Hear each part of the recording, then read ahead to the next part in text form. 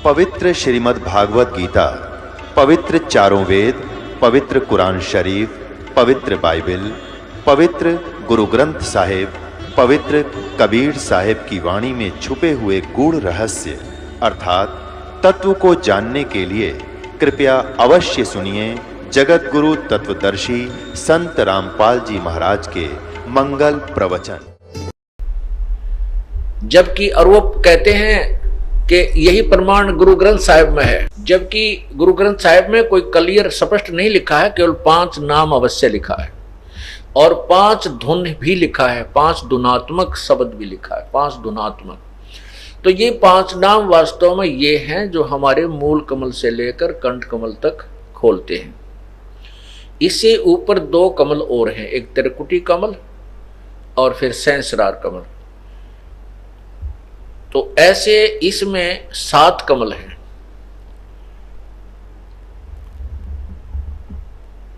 तो हम जो प्रसंग चल रहा है कि ये 5 नाम की कमाई हम करेंगे तो हम कंठ कमल तक बरी हो जाएंगे, फरी हो जाएंगे, हम ऋण मुक्त हो जाएंगे और ये देवता हमें रोकेंगे नहीं, क्योंकि इनका जो कर्ज होगा, जो ऋण होगा, वो लोन हम चुका देंगे इन मंत्रों से।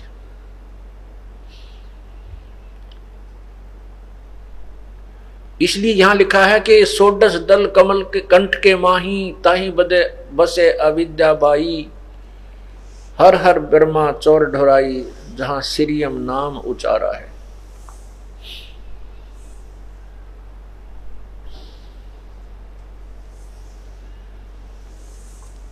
फिर लिखा कि ता पर कंज कमल है भाई, बग भंवर 2 रूप लखाई, निज मन करता जहां वहां ठकुराई, सो नैनन पिछुआरा है।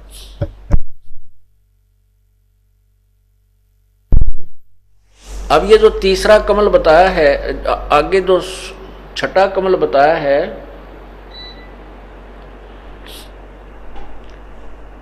इसके विषय में लिखा है कि इसको कुंज कमल भी कहते हैं, कुंज कमल। इसको त्रिकुटी कमल भी कहते हैं। अब किसी से पूछिए, कहते हैं त्रिकुटी यहां पर है, यहां बताते हैं नहीं। इन नैनों के पीछे, ये दोनों नैन जो इन नैनों के पीछे यहां, क्योंकि ये बैक बोन से संबंधित हैं हमारी ये सारी कमलें, रीढ़ की हड्डी के साथ साथ पैरेलल आ रही हैं ऊपर।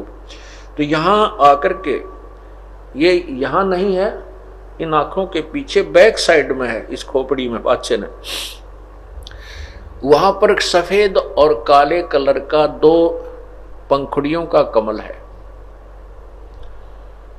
इसको त्रिकुटी कमल कहते हैं। इसके आगे सहस्रार कमल है।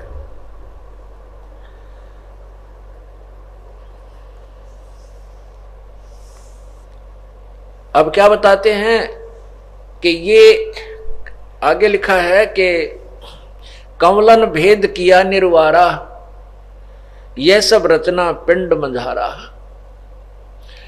सत्संग कर सतगुर सिरधारा, वहां सतनाम उचारा है। ओए होए,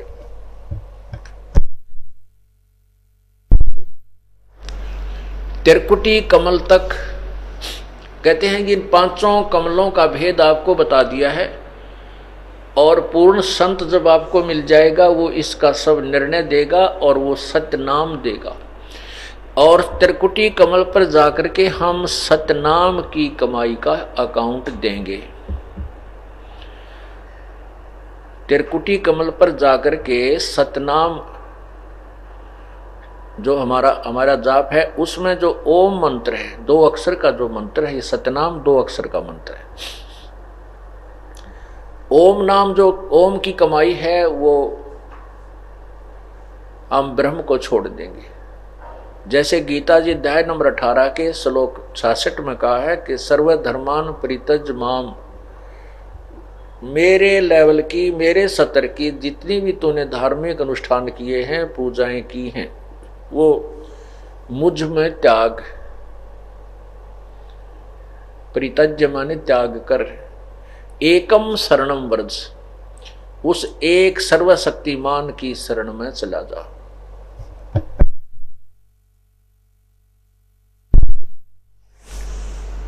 अहम तवा सर्व पापेभ्या मोक्षामि मा शुच, मैं तुझे सब पाप कर्मों से मुक्त कर दूंगा, तू चिंता मत कर।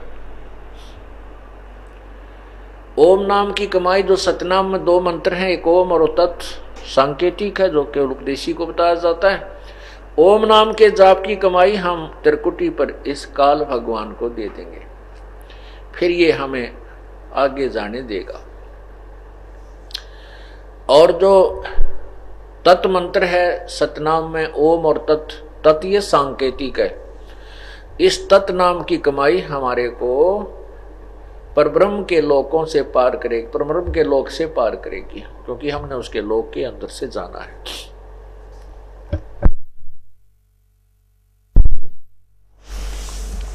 तो यहां क्या बताते हैं, ये कमलन भेद किया निर्वारा, ये सब रचना पिंड मंझारा, ये सब इस शरीर, पिंड माने शरीर के अंदर है।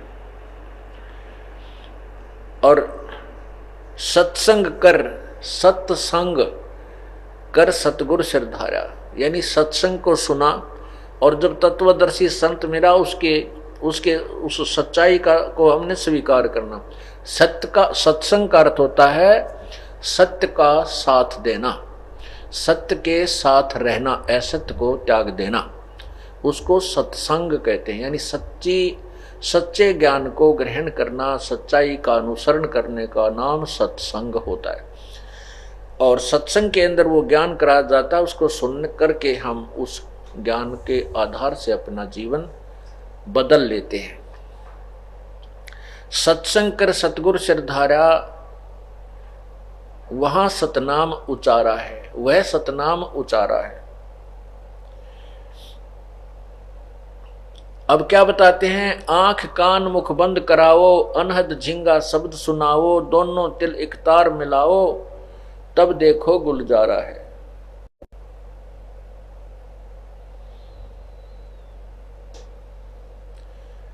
आगे कहा है कि चंद सुर एक घर लाओ, सुषमन से ती ध्यान लगाओ, त्रिवेणी के सिंध समाओ, भौर उतर चल पा रहा है।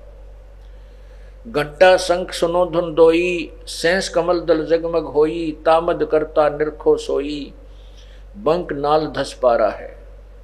डाकनी साकनी भव किलकारें, जम किंकर धर्म दूत हकारें हंकारें, सत नाम सुन भाग्य सारे, जब सतगुरु नाम उचारा है।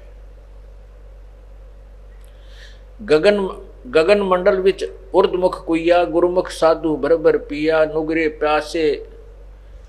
नुगरे प्यासे मरे बिन किया, जाके ही ये अंधियारा है। त्रिकुटी महल में विद्या सारा, गनहर गर्जे बजे नगारा, लाल वर्ण सूरज उजियारा, चतुर कमल मज शब्द ओंकारा है। साध सोई जिन ये गढ़ लीना, 9 दरवाजे प्रगट चीना, 10वां खोल जाए जिन दीना, जहां कुलफ रहा मारा है। आगे सेत सुन है भाई, मान सरोवर पैठ अन्हाई, हंसन मिल हंसा हो जाई, और मिले जो अमी आहारा है। किंगरी सारंग बजे सितारा, अक्षर ब्रह्म सुन दरबारा, द्वादश भानु हंस उजियारा, सटदल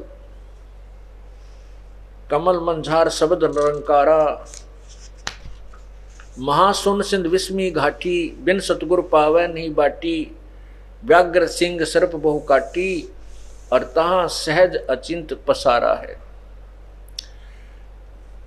सटदल अष्टदल कमल पार ब्रह्म भाई, दहने द्वादश अचिंत रहाई, बामें 10 दल सहज समाई, यों कमलन निर्वारा है। कहते हैं 5 ब्रह्म और 5 अंड बीनो, 5 ब्रह्मनी अक्षर चीनो, 4 मुकाम गुप्त तह कीनो, जामद बंदीवान दरबारा है। 2 प्रवर्त के मध्य छंद निहारो, बहर गुफा संत पुकारो, हंसा करते केल अपारो, तहां गुरुवन दरबारा है। सहज 88 दीप रचाए, हीरे पन्ने महल जड़ाए, मुरली बजत अखंड सदाए, तहाँ सोहम झनकारा है। सोहम हद तजी जब भाई, सतलोक की हद पुन आई, उठत सुगंध महा अधिकाई, जाको वार न पारा है। षोडश भानु हंस को रूपा, पहले बताया है 12 सूर्य के तुल्य, और अब बताए हैं वो पहले की सतिथि है। अब बताते हैं षोडश भानु हंस को रूपा, बिना सद्दुन बजे अनूपा, हंसा करत चंवर सिर भूपा। हंसा करत चंवर सिर भूपा, सत्य पुरुष दरबारा है। अब क्या यहाँ जो दास आपको लाना चाहता था, अब इसको इतना ही बताना चाहेंगे कि यहाँ षोडश भानु हंस को रूपा, सतलोक में ये जीवात्मा हंस हो जाती है। हंस उसे कहते हैं जो दूध और पानी छान लेता है। हंस एक पक्षी होता है और उसमें एक क्वालिटी होती है, गुण होता है कि यदि वो किसी सरोवर तालाब पर है तो मच्छी नहीं खाएगा चाहे भूखा मर जाए, वो कीड़े मकोड़े नहीं खाएगा, वो घोंगे नहीं खाता, वो केवल मोती खाता है। और उस जैसा ही एक बुगला होता है, सेम टू सेम, और वो बुगला वहां पर मच्छी खाता है। ये पहचान होती है हंस और बुगले की।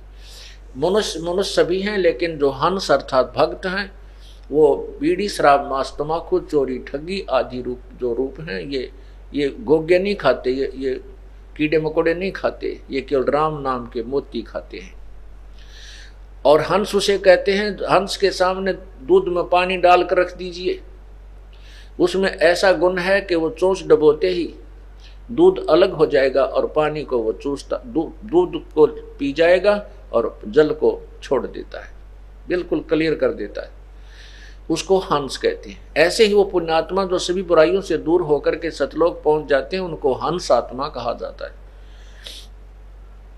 तो वहां जाकर के इस आत्मा का मनुष्य जैसा शरीर है और षोडश भानु 16 सूर्य जैसा इसका तेज रूप हो जाता है, प्रकाश हो जाता है। षोडश भानु हंस को रूपा और बिना सद्दुन बजे अनूपा, हंसा करत चंवर सिर भूपा। ओए कहते वहां जाकर के उस भूप यानी भगवान, उस भूप माने राजा, उस राजा के ऊपर, अपने सतलोक के मालिक के ऊपर, सतपुरुष के ऊपर ये यहाँ से गए हुए हंस भक्त या आत्मा चंवर करते हैं। अब चंवर किस पे करते हैं? साकार पे साकार चंवर करता है, निराकार पे चंवर। और निराकार करेगा क्या?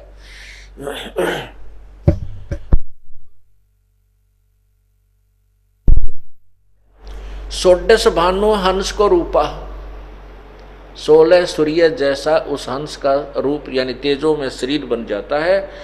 और बिना सतदुन बजे अनूपा, हंस करत चंवर सिर भूपा। हंस वो पुण्यात्मा वहां गई हुई अपने भगवान के ऊपर चंवर करती हैं। और ये वो सतपुरुष दरबारा है, सतलोक में सतपुरुष का दरबार है, उसका जो है ना स्थान है।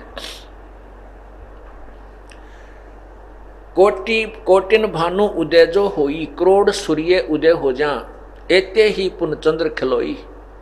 इतने ही चंद्रमाओं की रोशनी दोनों को मिला दे, सत्य पुरुष रोम सम एक न हुई, ऐसा पुरुष दीदारा है। ओए होए, ऐसा उस भगवान सतपुरुष के दर्शन है कि एक रोम को की रोशनी करोड़ों सूर्य और करोड़ों चंद्रमा की रोशनी मिला दे, उनके एक रोमकूप के सामने के प्रकाश के तुल्य भी नहीं है, कम ही रह जाती है। ऐसा परमेश्वर के दर्शन है। दीदार माने दर्शन, निराकार के दर्शन नहीं होते। आगे अलख लोक है भाई, सतलोक से आगे अलख लोक है, फिर अगम लोक है, फिर अनामी लोक है, अकह लोक है। अनामी अर्थात अकह। आगे अलख लोक है भाई, ऐसा अलख पुरुष की तह ठुकराई।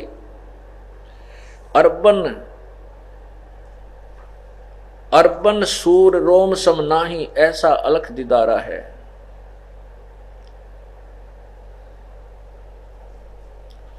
आगे अलख लोक है भाई, अलख पुरुष की ता ठकुराई, अरबन 1 अरब सूर्य एक रोमकुंभ के प्रकाश के समान है। एक रोमकूप का प्रकाश जो है अरब सूर्यों के तुल्य समान है उस अलख पुरुष की। ऐसा अलख निहारा है, देखा है, निहारा माने देखा है, ऐसा अलख देखा है, अलख जो यहां से कोई नहीं देख सकता, परमात्मा कबीर साहब कहते हैं ऐसा अलख निहारा है। ता पर अगम महल एक साजा, उस अलख से ऊपर एक अगम लोक है। अगम पुरुष ताही को राजा, उसमें अगम पुरुष का शासन है, वहां का मालिक है। और खरबन सूर रोम एक लाजा, ऐसा अगम अपारा है। खरब सूर्य उसके एक रोमकूप के प्रकाश के सामने फीके पड़ जाते हैं, ऐसा वो अगम पुरुष का अपार तेजों में शरीर है। ता पर अकय लोक है भाई, यानी सतलोक से ऊपर जो चौथा लोक है, ता पर अकय लोक है भाई, उसको अकय लोक भी कहते हैं, अनामी लोक भी कहते हैं। और पुरुष अनामी तहां रहाई, अनामी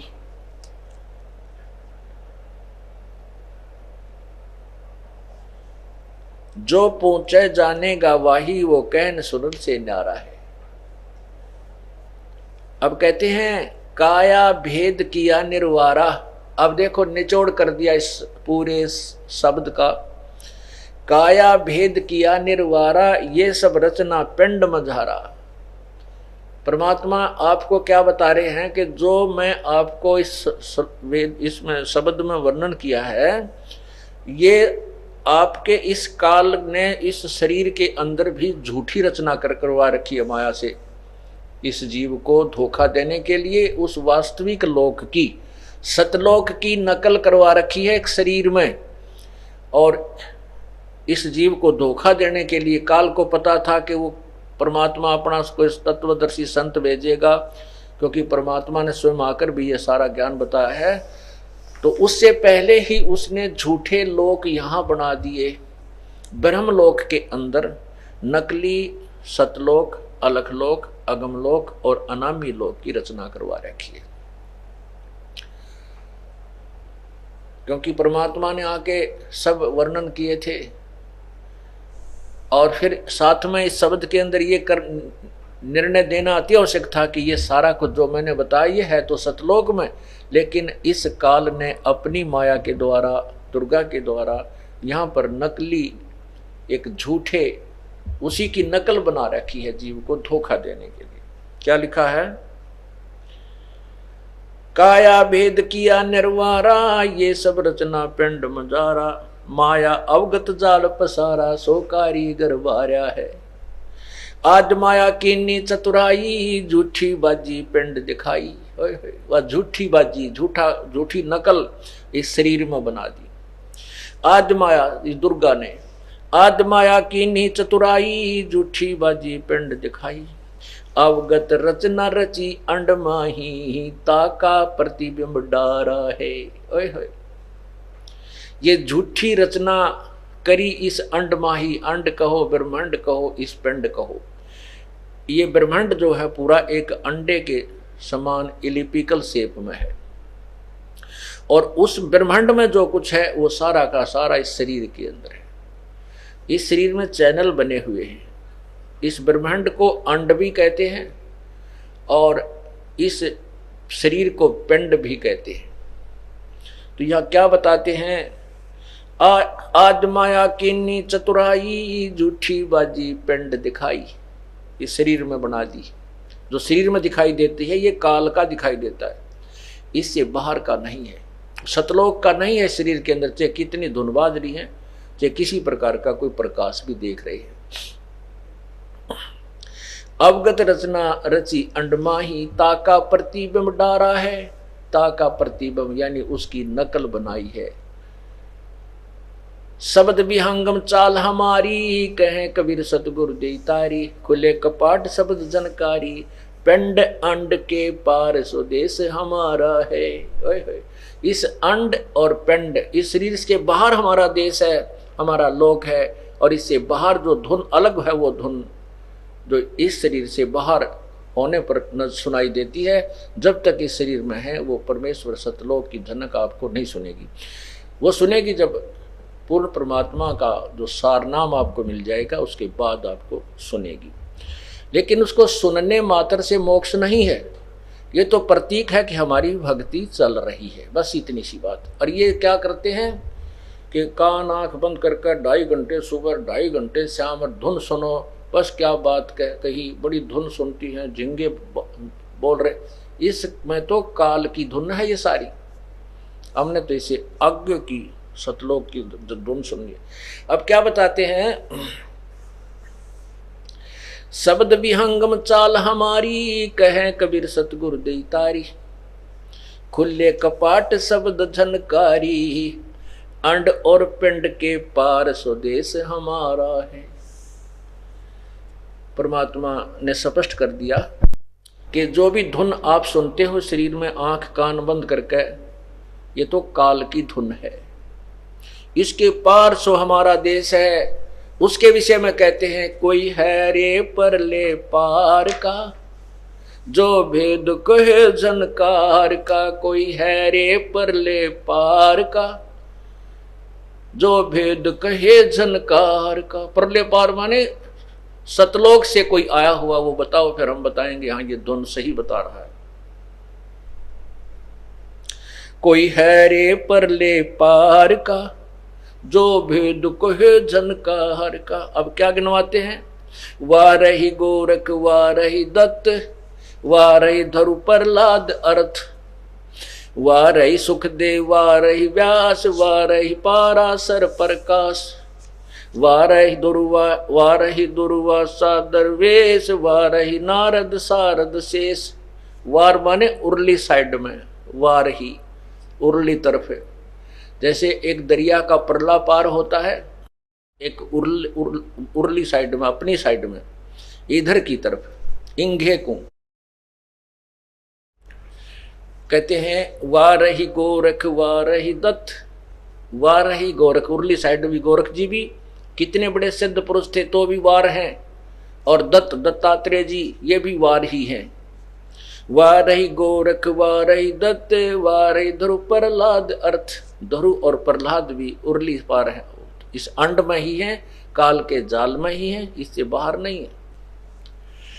वाह रही गोरख वाह रही दत्त, वाह रही ध्रुव प्रहलाद अर्थ, वाह रही गो सुखदेव वाह रही व्यास, वाह रही पाराशर प्रकाश, वाह रही दुर्वासा दरवेश, वाह रही नारद सारद शेष, वाह रही भरतरी गोपी चंद, वाह रही सनक सनंदन बंद, वाह रही ब्रह्मा वाह रही इंद, वाह रही शेष कला गोविंद। गोपी चंद भरतरी जैसे भी जिनको हम कहते तो मुक्त हो गए, नहीं, चौथी मुक्ति प्राप्त है, और चौथी मुक्ति प्राप्त प्राणी भी दोबारा 84 लाख योनियों में आते हैं। वाह रही भरतरी गोपी चंद, वाह रही सनक सनंदन बंद, वाह रही ब्रह्मा वाह रही इंद्र, वाह रही शेष कला गोविंद। 1000 कला का भगवान यु काल ज्योति निरंजन भी उर्ली तरफ ही है। वाह रही शिव शंकर जो शंभ, यो शिव जी शिव भगवान भी कहते हैं, शिव शंकर भी उर्ली तरफ है। वाह रही शिव शंकर जो शंभ, वाह रही धर्म राय आरंभ, वाह रही धर्म राय धर धीर, परम धाम पहुंचे कबीर। परम धाम यानी परली तरफ तो केवल एक कबीर साहब पहुंचे, और या उन्हीं के अनुयायी जो जिनको उन्होंने नाम दिया वो गए। रग यजुश्याम अथर्व वेद, परम धाम नहीं लया वेद। ऋग्वेद यजुर्वेद श्यामवेद और अथर्ववेद, इनमें जो वर्णित विधि है उसके अनुसार साधना करने वालों को भी परले पार का ज्ञान नहीं है। रग यजुर्श्याम अथर्ववेद, परम धाम नहीं लया वेद। अलल पंख अगाध भेव, जैसे कुंद सुरती सेव। वार पार था थे हा ने था, गरीबदास निर्गुण निगाह।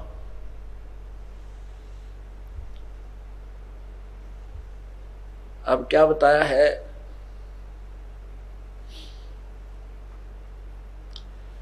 कि कोई हैरे परले पार का जो भेद कहे, उस जनकार का जो धुनात्मक शब्द धुन सुन पर जो गाटा जोड़ रखा था इन्होंने, जो ये 5 नाम देने वाले।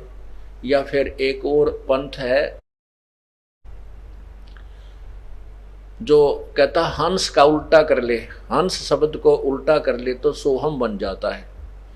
और हंस, वैसे तो हंस का उल्टा करने से सोहम नहीं बनता, और वो कहते हैं हंस जीव को कहते हैं, और जीव का जीव ही जाप कर रहा है। और सोहम शब्द के सोहम बना लिया उन्होंने, क्योंकि सोहम शब्द तो किसी शास्त्र में है ही नहीं, कबीर परमेश्वर ने आके बताया है। उस सोहम शब्द को कोई देने का अधिकारी भी नहीं है इस दास के अतिरिक्त। या परमात्मा स्वयं आए थे, या उनके जो संबंधित संत थे उस समय, जैसे आदरणीय धर्मदास साहिब जी, आदरणीय गरीबदास साहिब जी, आदरणीय नानक साहिब जी, आदरणीय मुल्कदास जी, आदरणीय दादू साहिब जी, आदरणीय गीसा साहिब जी, ये सोहम नाम दे सकते थे, लेकिन इनको देने का अधिकार नहीं था। इनको केवल स्वयं ही जाप करना था। और इनको इसलिए सोहम शब्द जो परमात्मा कहते हैं, सोहम शब्द हम जग में लाए और सार शब्द हमें गुप्त छुपाए। नामा छिपा ओम तारी, पीछे सोहम भेद बिचारी, और सार शब्द पाया जद लोई, आवा गवन बहुड़ ना हुई। नामदेव जी जो छिपी जाति में थे, वो पहले ओम नाम का जाप किया करते थे। उसके बाद परमेश्वर उनको मिले और ये तत्व ज्ञान समझाया, तो फिर उनके समझ में आया, फिर उन्होंने उस सोहम मंत्र का जाप प्रारंभ किया।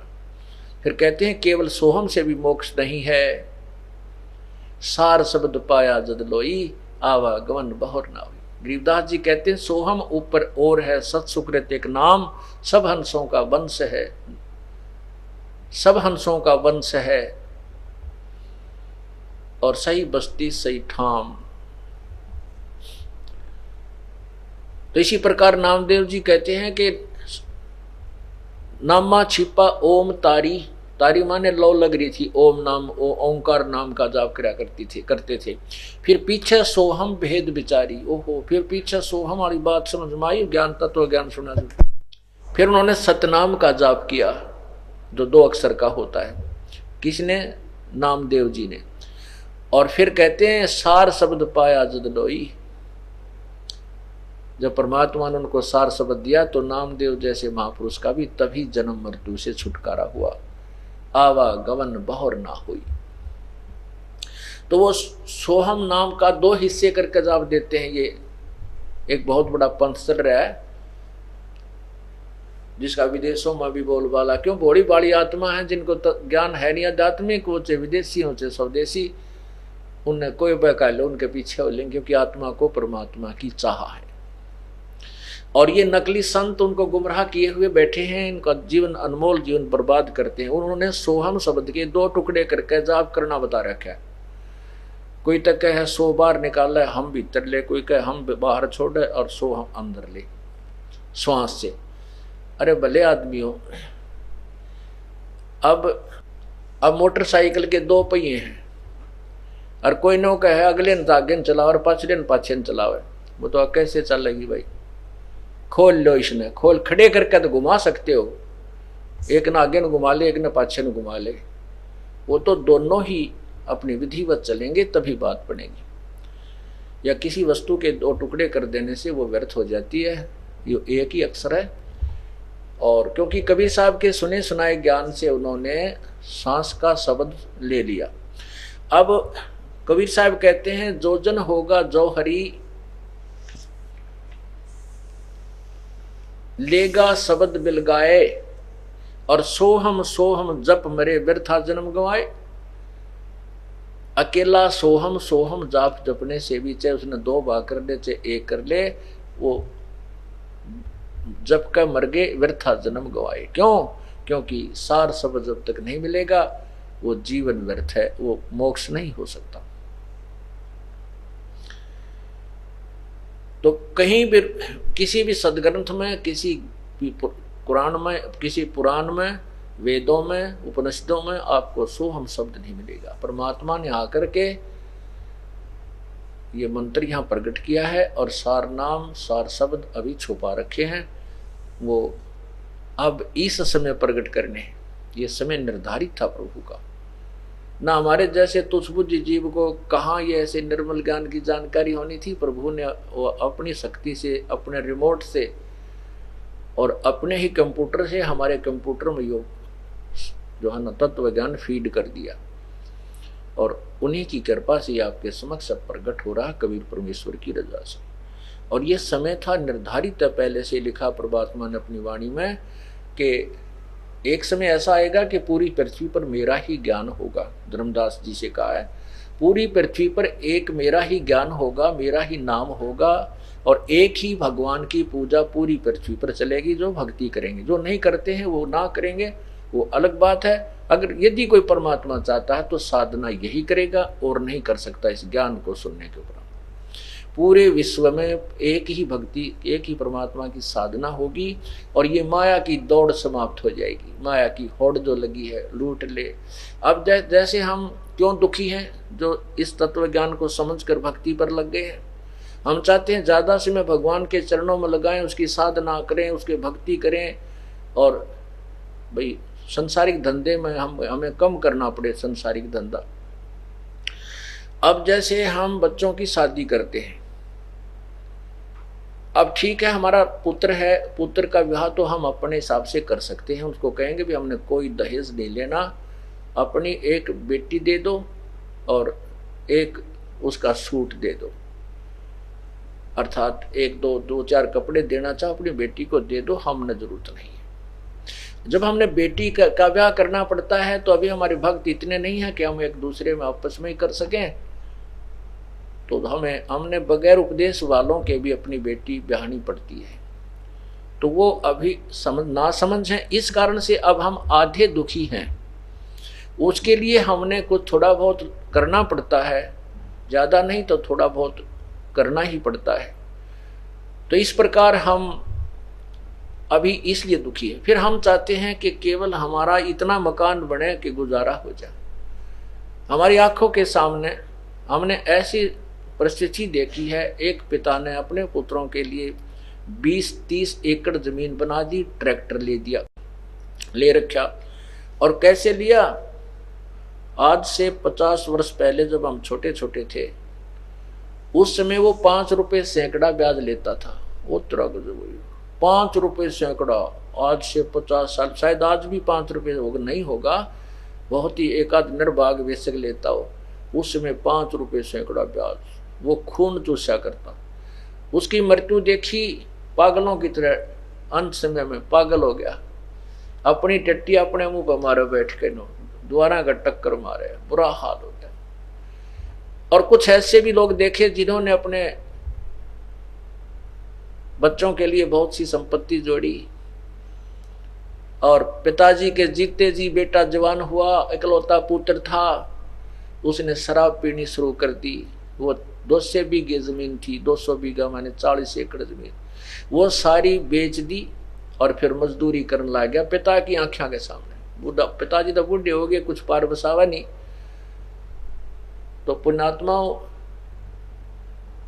जो बच्चे के भाग्य में है वही रहेगा।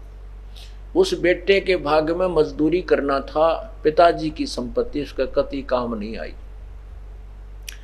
इसलिए हमने इतना तो मकान चाहिए। कबीर साहब कहते, कबीर घर तो 3.5 हाथ भाई गणा तो 4.25, कहे कबीर अधिका गहे ताको नहीं विचारे। घर तो 3.5 हाथ का, अर्थात अपना एक 4 पाई आ जा, और गणा तो 4.25 है। इससे ज्यादा को चाह करता है तो कहते हैं उसको फिर कोई ज्ञान समझ में नहीं आ रहा। भाव ये है परमात्मा कहने का कि आवश्यकता अनुसार मकान बना ले, उससे ज्यादा होड़ मत कर। तो ज्यादा एक दूसरे को देख के उसने कोठी बना ली, आपके पास 2-4 लाख का ब्योंत हो गया, दूसरे ने 8 लाख की बनाई है, तो आप भी न सोचोगे जब तक ज्ञान नहीं है कि 2-4 लाख कर्जा से ही परिस्थिति 21 कोठी गाड़ूं जब मेरी इज्जत बनेगी। वो 5-4 लाख रुपए कर्जा हो जाए, वो कर्जा मकान का उतर के देना, लोग पीछे पीछे और टेंशन बनी रहे, ना भक्ति कर सकते, को मृत्यु हो जाए उसको ठीक में कुत्ता बन के उसको ठीक है पिछली साइड में बैठेगा, अंदर कोई नहीं बढ़ने दे, प्रवेश नहीं होने देगा उसको। तो इसलिए हम आधे दुखी इस प्रकार हैं, एक दूसरे को देखकर माया जोड़न की होड़ लगाई हुई है। जब हम सभी को पूरे विश्व में ये ज्ञान फैल जाएगा, फिर तो छोटे छोटे मकान बनाएंगे, काम चलाओ और अपनी भक्ति ज्यादा करा करेंगे और माया की दौड़ कम हो जाएगी, आवश्यकताएं कम होगी, तो अपने आप माया की हवस समाप्त हो जाएगी।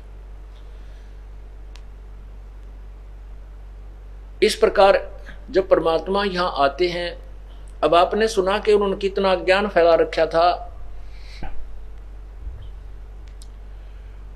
कि परमात्मा निराकार है और सतलोक में जाकर के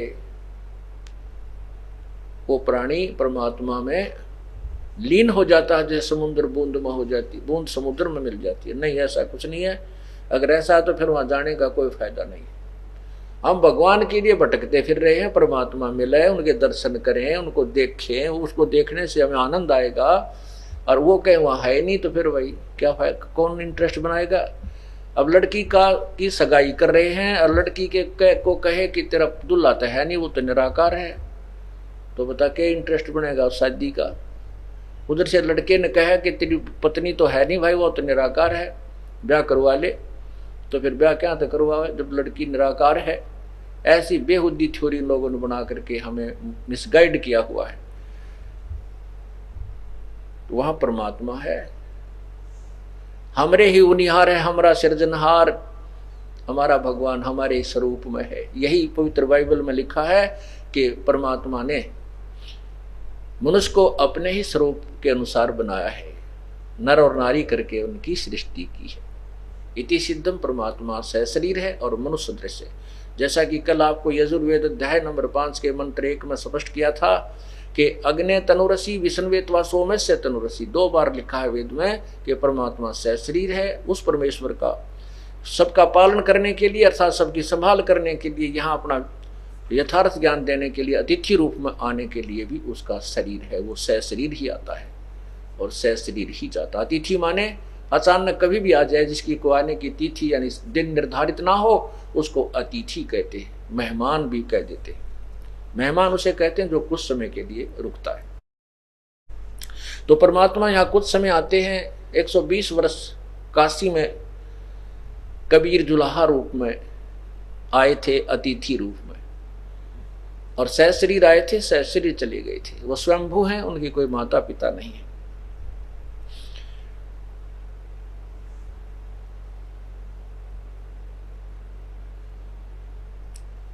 परमात्मा अपनी वाणी में सौसम वेद में स्वयं स्पष्ट कर रहे हैं,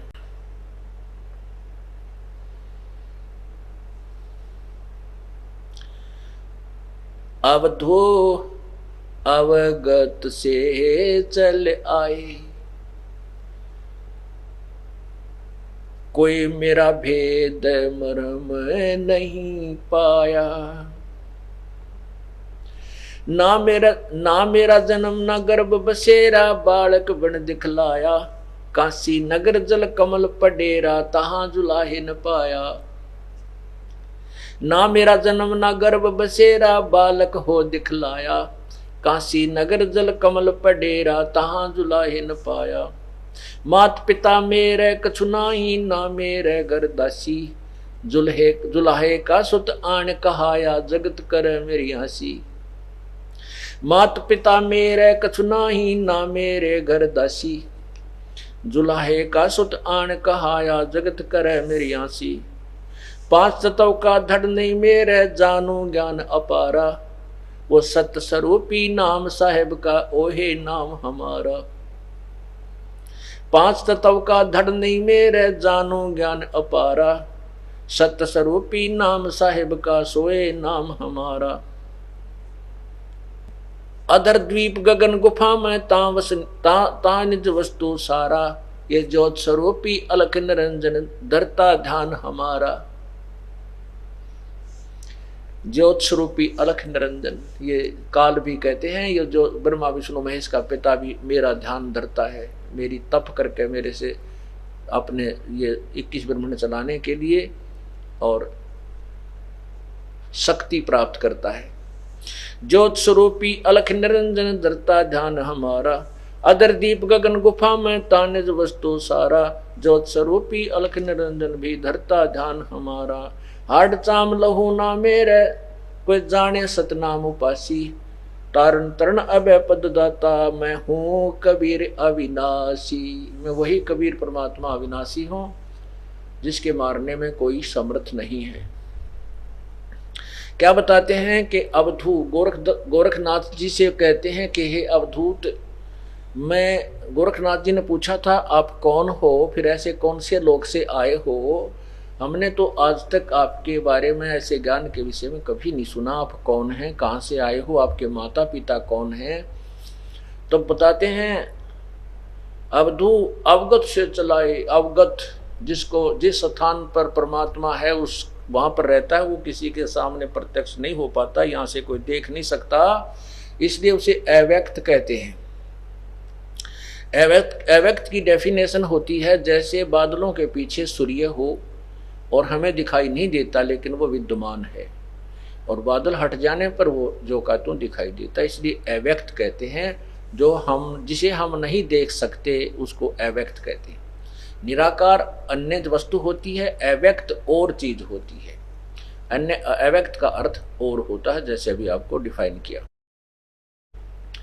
तो कहते हैं उस अवगत से चले आए, उस अव्यक्त स्थान से आए हैं हम, जहां तुम्हारे किसी भी साधक की दृष्टि नहीं जा सकती, तुम्हारी दिव्य दृष्टि भी वहां तक नहीं पहुंच सकती। दिव्य दृष्टि मीन एक दूरबीन समझो, दूरबीन की अपनी अपनी जो है ये सूक्ष्म दर्शी जिसे कहते हैं, उसकी अपनी रेंज होती है, कुछ इतने स्थान तक देख सकती है, इतने डिस्टेंस तक देख सकती है।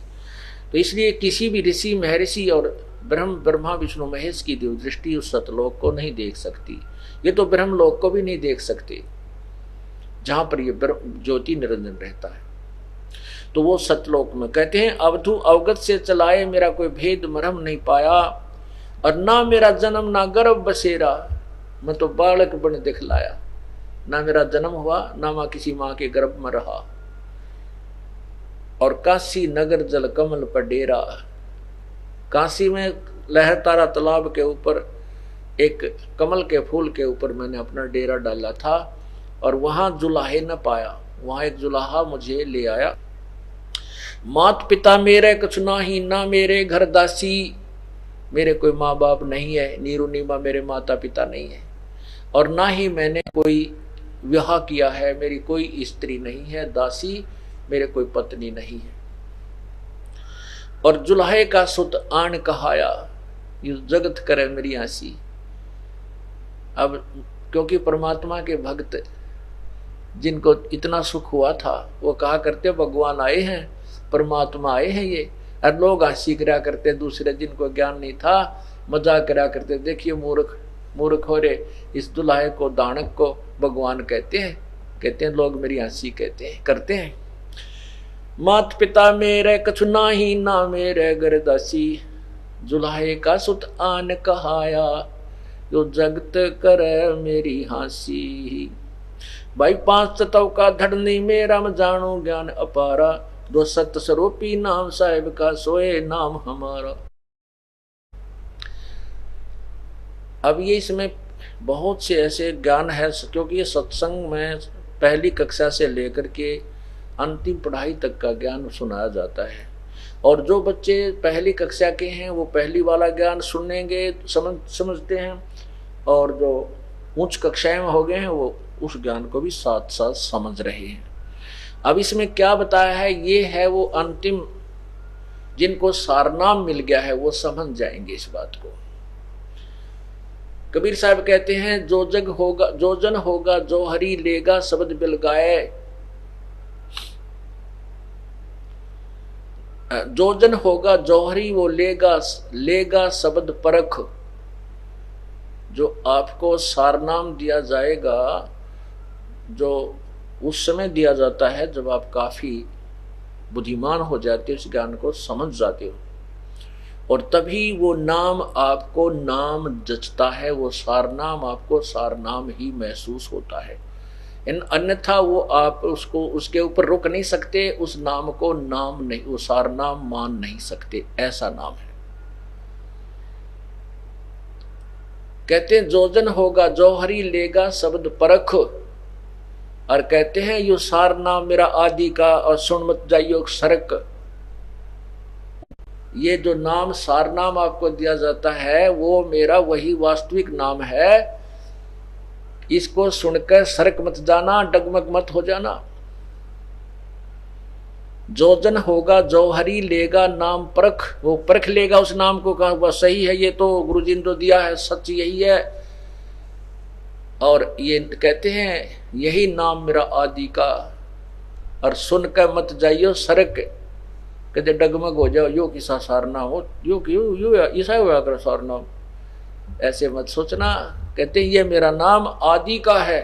तो यहाँ क्या कहते हैं, सत्य स्वरूपी 5 तत्व का धरनी मेरा जानो ज्ञान अपारा, जो सत्य स्वरूपी नाम साहिब का सोए नाम हमारा।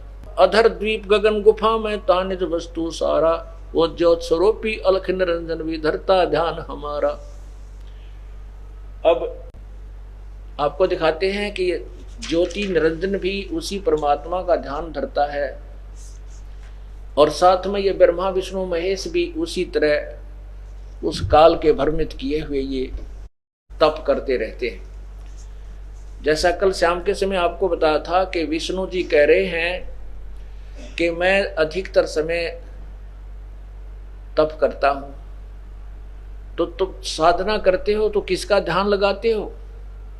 अब सारे भ्रमित हैं। अब आपको दिखाते हैं, एक ना भूला दो ना भूली, भूली सब संसारी, मेरे साथ दो भाई मैंने सब जग भूला पाया, इसी भूल में ब्रह्मा भूला, इसी भूल में विष्णु शिव जी, ये सारे कहते हैं वो ज्ञान ही नहीं हुआ बाई का बोलते रहते हैं, क्योंकि तत्व ज्ञान से अपरिचित है। ये दास नहीं कह रहा, परमात्मा कबीर जी कह रहे हैं, और कबीर जी का प्रमाण ये अपने सदग्रंथ देवी भागवत महापुराण भी कर रही है। इसको देखिए, यह है श्रीमद देवी भागवत,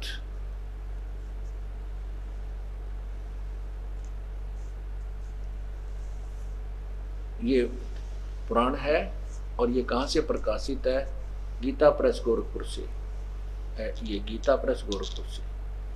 और यहां देखिएगा संक्षिप्त श्रीमद देवी भागवत, और संपादक हैं हनुमान प्रसाद पोदार चिमन लाल गोस्वामी। इसके प्रकाशक कौन है ये देखिए, प्रकाशक एवं मुद्रक गीता प्रेस गोरखपुर, गोविंद भवन कार्यालय कलकत्ता का संस्थान। इसके अंदर पृष्ठ नंबर 28-29 पर आप देखिएगा, ये देखिएगा पृष्ठ 28, और ये है संक्षिप्त देवी भागवत, और ये है पहला सकंद। व्यास जी का वन में जाना और नारद जी का मिलना और देवी की उपासना के लिए कहना, ये देखिए, यहां से देखिएगा पृष्ठ 28 पे। नारद जी ने कहा महाभाग व्यास जी, तुम इस विषय में जो पूछ रहे हो ठीक यही प्रश्न मेरे पिताजी ने, नारद जी कह रहे हैं मेरे पिताजी ने अर्थात ब्रह्मा जी ने भगवान श्री हरि विष्णु जी से किया था। देव आदि देव, ओहो देखियो, देव आदि देव भगवान जगत के स्वामी हैं। लक्ष्मी जी उनकी सेवा में उपस्थित रहती हैं। दिव्य कौस्तुभमणि उनकी शोभा बढ़ाती है। वे शंख चक्र और गदा के लिए रहते हैं। पीतंबर धारण करते हैं। 4 भुजाएं हैं। वक्षस्थल पर श्रीवत्स चिन्ह चमकता रहता है। वे चराचर जगत के आश्रयदाता हैं। जगत गुरु एवं देवताओं के भी देवता हैं। ऐसे जगत प्रभु भगवान श्री हरि महान तप कर रहे थे। अब देखना विचार करके ध्यान से, जिन भगवानों को हम पता नहीं क्या मानते थे उनकी हिस्ट्री पढ़िए, उनका जीवन चरित्र पढ़िए। ऐसे जगत प्रभु श्री हरि महान तप कर रहे थे, उनकी समाधि लगी थी। यह देखकर मेरे पिता ब्रह्मा जी को बड़ा आश्चर्य हुआ। अतः उन्होंने उनसे जानने की इच्छा प्रकट की। ब्रह्मा जी ने पूछा, प्रभु आप देवताओं के भी अध्यक्ष, जगत के स्वामी, भूत भविष्य एवं वर्तमान के सभी जीवों को एकमात्र शासक हैं। भगवान फिर आप क्यों तपस्या कर रहे हैं? विष्णु जी को कह रहे हैं ब्रह्मा जी, और किस देवता की आराधना में ध्यान मगन है? मुझे असीम आश्चर्य हो रहा है कि आप देवेश्वर एवं सारे संसार के शासक होते हुए भी समाधि लगाए बैठे हैं। नीचे देखिएगा। ब्रह्मा जी के विनीत वचन सुनकर भगवान श्री हरि अर्थात विष्णु जी उनसे कहने लगे, ब्रह्मन सावधान होकर सुनो, मैं अपने मन का विचार व्यक्त करता हूं। देवता, दानव और मानव सब यही जानते हैं कि तुम सृष्टि करते हो, मैं पालन करता हूं और संहार क्या करते हैं, किंतु फिर भी वेद के परंपरागामी पुरुष अपनी युक्ति से सिद्ध करते हैं कि रचने, पालने और संहार करने की यह योग्यता जो हमें मिली है वो उसकी अधिष्ठात्री शक्ति देवी है, दुर्गा है। वे कहते हैं कि संसार की सृष्टि करने के तुम में राजसी शक्ति का संचार हुआ है, मुझे सात्विक शक्ति मिली है और रुद्र में तामसी शक्ति का आविर्भाव हुआ है। उस शक्ति के अभाव से तुम इस संसार की सृष्टि नहीं कर सकते, मैं पालन करने में सफल नहीं हो सकता और रुद्र से संहार कार्य भी होना भी संभव नहीं है। ब्रह्मा जी, हम सभी उस शक्ति के सहारे ही अपने कार्य में सदा सफल होते हैं आए हैं। सुवर्त, प्रत्यक्ष और परोक्ष दोनों उदाहरण मैं तुम्हारे सामने रखता हूँ। सुनो, यह निश्चय बात है कि उस शक्ति के अधीन होकर ही मैं प्रलय काल में इस शेष नाग की सैया पर सोता हूँ। यदि वो बेहोश कर देती है मुझे, और सृष्टि करने का अवसर आते ही जाग जाता हूँ। मैं सदा तप करने में लगा रहता हूँ, उस शक्ति के शासन से कभी मुक्त नहीं रहता। कभी अवसर मिला तो लक्ष्मी के साथ सुख पूर्वक समय बिताने का सौभाग्य प्राप्त होता है। मैं कभी तो दानवों के साथ युद्ध करता हूँ। अखिल जगत को भय पहुंचाने वाले दैत्यों का विकराल शरीर को शांत करना मेरा परम कर्तव्य हो जाता है। यहाँ देखिए, मुझे सब प्रकार से शक्ति के अधीन होकर रहना पड़ता है। दुर्गा के अधीन हूं मैं, विष्णु जी कह रहे हैं। उन्हीं भगवती शक्ति का मैं निरंतर ध्यान किया करता हूँ, मैं उसी की पूजा करता हूँ। ब्रह्मा जी, मेरी जानकारी में इन भगवती शक्ति से बढ़कर दूसरे कोई देवता नहीं है, कोई भगवान नहीं है। तेरा गजब हो। जिन भगवानों को हम सर्वशक्तिमान मानते थे, जिनमें कह का भी ज्ञान कोई ना, विष्णु जी कह रहे हैं दुर्गा ही पूर्ण परमात्मा है, इससे आगे कोई भगवान नहीं, कोई नहीं। मैं तो इससे का ध्यान करता हूँ, तप करता हूँ। मेरे साधो भाई सब जग भूला पाया, मेरे साधो भाई सब जग भूला पाया। इसी भूल में ब्रह्मा भूला जिसने वेद सरसाया, इसी भूल में ब्रह्मा भूला जिसने वेद सरसाया। वेद पढ़ियो पंडित भूला, वो मर्म भेद ना पाया। मेरे साधो भाई सब जग भूला पाया, मेरे साधो भाई सब जग भूला पाया। इसी भूल में विष्णु भूला जिन वैष्णो धर्म चलाया, इसी भूल में विष्णु भूला जिन वैष्णो धर्म चलाया। तीर्थ व्रत का बांध महात्म बहुविध जीव फसाया। मेरे साधो भाई सब जग भूला पाया, मेरे साधो भाई सब जग भूला पाया। इसी भूल में शंकर भूला जिन भिक्षुक पंथ चलाया, इसी भूल में शिव जी भूला जिन भिक्षुक पंथ चलाया। सिर पर जटा हाथ में खप्पर, घर घर अलख जगाया, मेरे साधो भाई सब जग भूला पाया, मेरे साधो भाई सब जग भूला पाया। इसी भूल में भूले मच्छंद्र जिन संगल द्वीप बसाया, इसी भूल में भूले मच्छंद्र जिन संगल द्वीप बसाया। विषय वासना के वश होकर अपना योग नसाया, मेरे साधो भाई सब जग भूला पाया, मेरे साधो भाई सब जग भूला पाया। कह कबीर सुनो भाई साधो, इस भूल का भेद न पाया। कहें कबीर सुनो भाई साधो, इस भूल का भेद न पाया। जिसने पा गया इस भेद भूल का, वो गर्भवास नहीं आया, मेरे साधो भाई सब जग भूला पाया, मेरे साधो भाई सब जग भूला पाया। पुण्यात्माओं, ये सदग्रंथ मैंने ढेर सारे रखे यहाँ पर, सभी महापुरुषों के चारों वेद, गीता जी, तो जो है पुराण भी तकरीबन सारे ही, और अन्य संतों के द्वारा लिखी हुई पुस्तकें भी यहाँ पर विद्वान रखते हम। यदि ये दास सीधा कह देता ये बात कि विष्णु जी को कोई ज्ञान नहीं है, तो इस टीवी को देखने वाले टीवी भी फोड़ दें और मेरे सिर हो जाए आके कैसे कह दिया, कैसे कह दिया।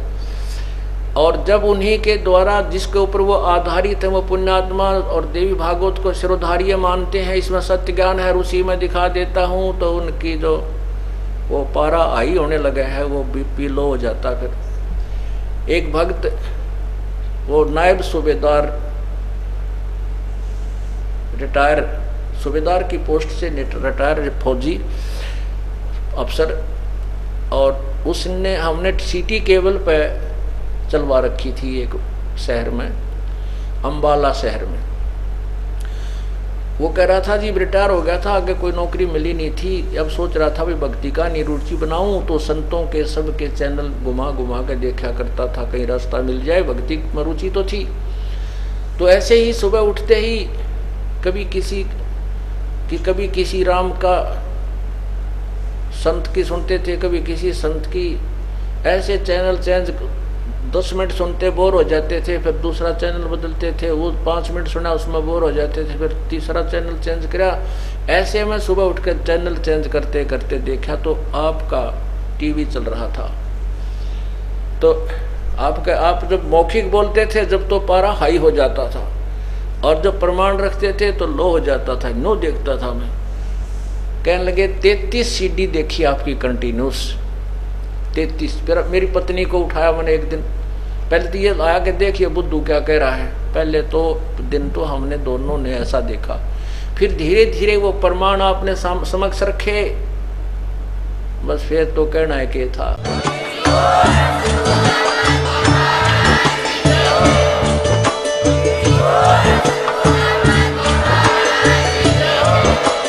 आप सुन रहे थे जगत गुरु तत्वदर्शी संत रामपाल जी महाराज जी के मंगल प्रवचन। अधिक जानकारी के लिए विजिट कीजिए हमारी वेबसाइट www.jagatgururampalji.org। संत रामपाल जी महाराज जी के शुभ आशीर्वाद से पूरे विश्व भर में 500 से भी ज्यादा नाम दीक्षा केंद्र हैं, जिन पर संत रामपाल जी महाराज जी द्वारा ऑनलाइन निशुल्क नाम दीक्षा दी जा रही है। अपने नजदीकी नाम दीक्षा केंद्र का पता करने के लिए संपर्क करें 8222880541।